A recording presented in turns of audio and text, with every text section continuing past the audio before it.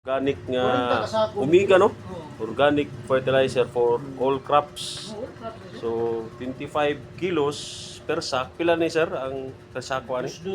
Dus. Wala discount eh. 2-4 man siya, pero Ah. kailan diretso na kung tutok. 2-4 gyud ni siya. 2-4 na siya. Naga-vlog ba ko ha basin ma-poster.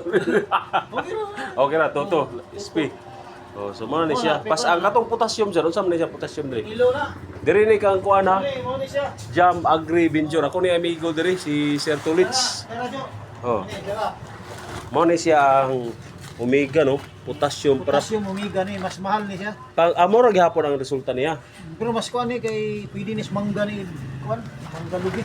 Manggalubi ang iyang pakuan, no? Oo, pwede. Maputas pwede ni siya. So dili ta maggamit og lain aning kuan sir, Wala na. fertilizer. Mo na ni. Gikan sa pagtanom, duwa na tay conditioning. Oh, wala na. Tubig.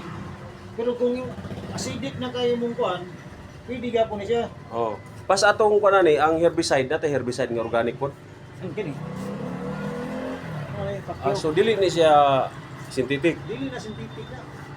Mao po ni ang herbicide, no? Pakyaw. Pila po ning galon ani sir? 1-2. 1-2. liter, so 1-2. magkini 350 ang ihang kuan, ang ihang 1 liter. Ang nay litro 350. 350. So kanay siya mo ni ang pag mag kuan na sa nanay bunga, no? Oh. Diha i-spray na to na siya. Oh, sa herbicide mo ni sagbot ni. Sagbot na. Oh, Ang kani sagbot.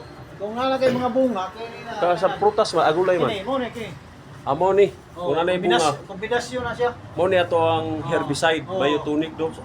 Organic ni siya nga herbicide. Na organic ya na. So wala ni siya dili ni siya synthetic, no? Dili ka acid mo. Oh, dili ma-acid.